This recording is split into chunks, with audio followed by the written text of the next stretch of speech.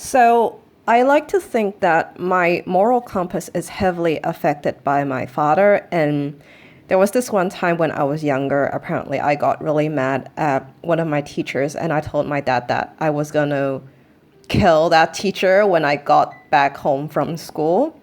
And obviously, my dad just laughed at me because what the fuck is a 7-year-old going to do to like a middle-aged woman? But he also told me that an eye for an eye makes the whole world blind, and that just because someone does something to slight me doesn't mean I should get to do something back to them, and so on and so forth. So growing up, I never really saw revenge as something that was valid.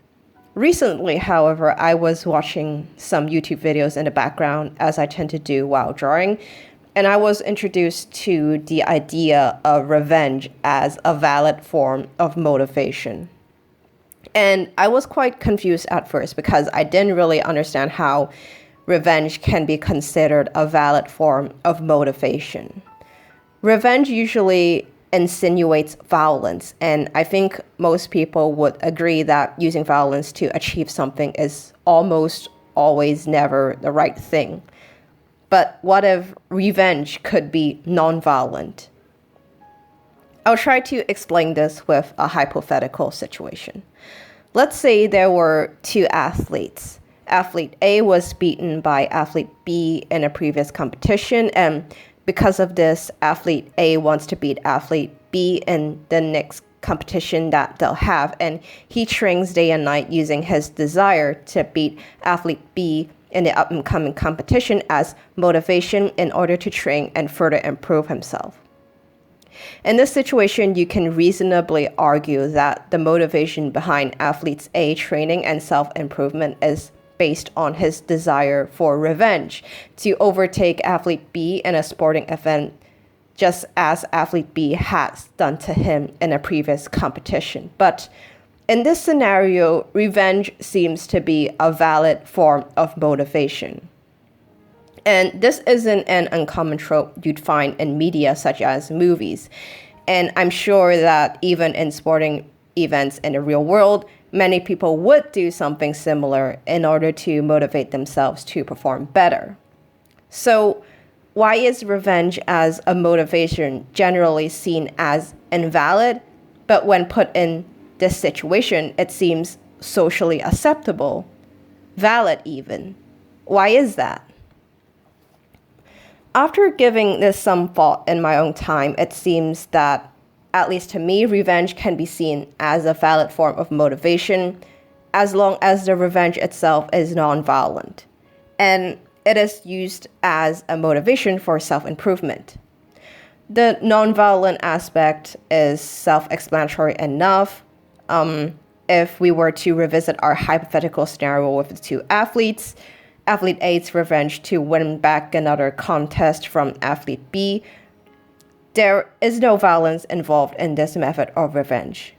If athlete A's method of revenge involved, paying a hitman to fucking kill athlete B, then I'm sure only a very few select of people would find that actually acceptable.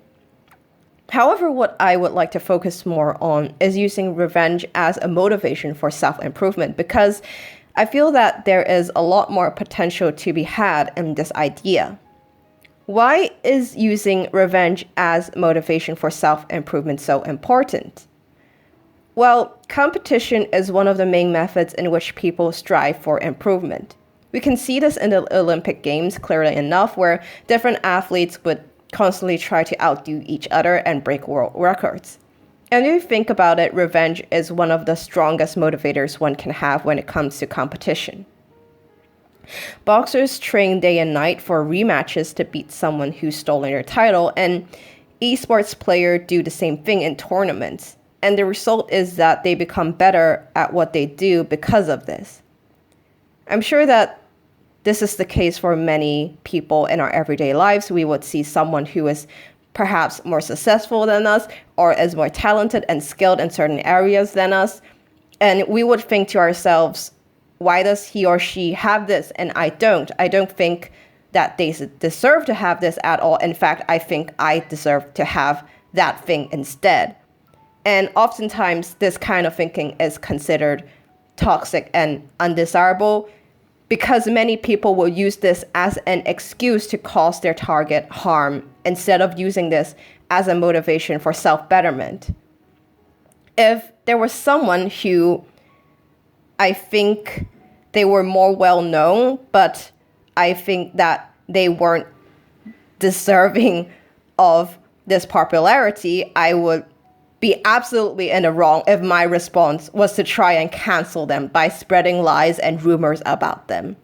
However, what if my response was to try and pick out the reasons why people like their art and try to incorporate some of it into my own artwork instead, and by doing so, actually improve myself as an artist?